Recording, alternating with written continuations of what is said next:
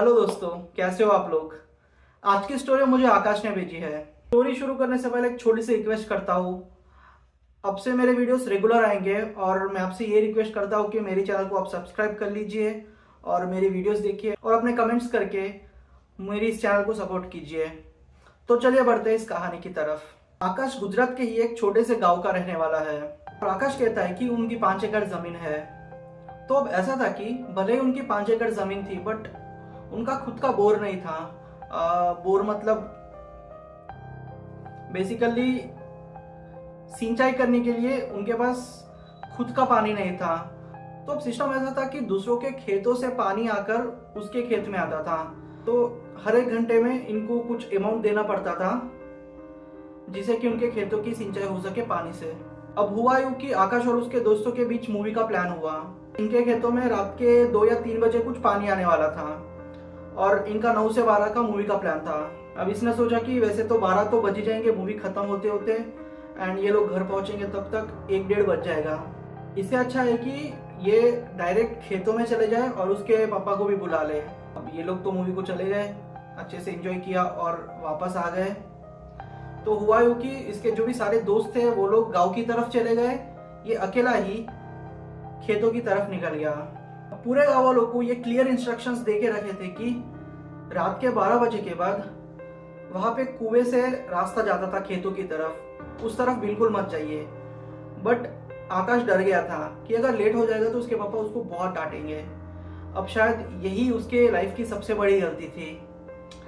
तो वो शॉर्टकट लेने के चक्कर में उस कुएं वाले रास्ते से चले गया। वैसे उसको पता था कि वहां पे है क्या, बट उसने सोचा कि कोई बात नहीं, वैसे भी जल्दी जल्दी में चले जाऊंगा, जो भी होगा इग्नोर करके चले जाऊंगा तो मुझे कोई मतलब प्रॉब्लम नहीं होगी। वो रास्ता तकरीबन 2 किलोमीटर था। 2 किलोमीटर से चल के वहां पे जाना था क्योंकि ये गया था उसके दोस्तों के बाइक पे एंड उसके दोस्त गांव की तरफ चले गए थे। उनको भी देर हो रही थी तो कोई छोड़ने आया नहीं इसको।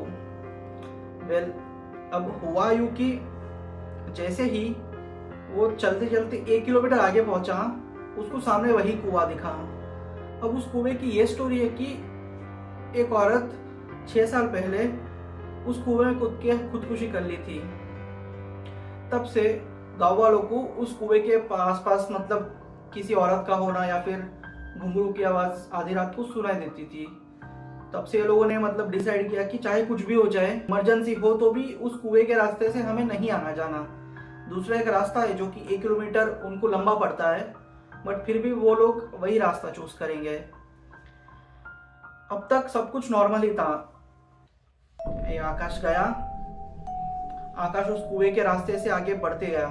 जैसे ही वो थोड़ा आगे बढ़ा, एक ठंडी हवा का झोंका उसकी बॉडी से आर पार हो गया। उसके पूरे शरीर में जैसे एक सिहरन सी दौड़ गई। उसको अचानक से ठंडी लगने लगी। और हाँ दोस्तों, मैं बता दूं कि वो गर्मियों के दिन थे तो ठंडी लगना ऑलमोस्ट इम्पॉसिबल है। भले ही खेतों का जो भी वो वातावरण होता है वो ठंडा होता है, बट जो ठंड उसने महसूस की थी वो बहुत अलग थी। मतलब आप ही सोचिए कि एक तो आप अकेले हो एंड आपको पता भी है कि जिस जगह से आप गुजर रहे हो वो किस चीज के लिए बदनाम है। वेल, दिमाग में अलग अलग थॉट्स आने लगेंगे। अब इसके साथ भी ऐसे ही हुआ था। वो कुछ सेकेंड्स के लिए जम गया था वहीं पे। फिर उसने रियलाइज किया यहाँ रहना सेफ नहीं, तो वो आगे बढ़ने लगा।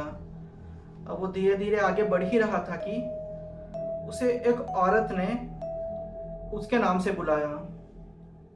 अब ये तो चौंक गया क्योंकि भले ही ये गांव का था बट वो ज्यादा किसी से मिलता मिलता नहीं था, सिर्फ उसके लिए दोस्त ही थे एंड ज्यादा लोग इसको पहचानते भी नहीं थे। उसके अंदर इतनी हिम्मत ही नहीं हुई कि वो पीछे मुड़ के देखे कि कौन है। एंड वो आवाज भी इतनी डरावनी थी कि शायद उसकी जगह कोई और होता तो भी वो पीछे मुड़ के नहीं देखता। अब वो ऐसे ही आगे बढ़ते गया। अब वो जो आवाज थी वो धीरे धीरे उसके और पास आ रही थी।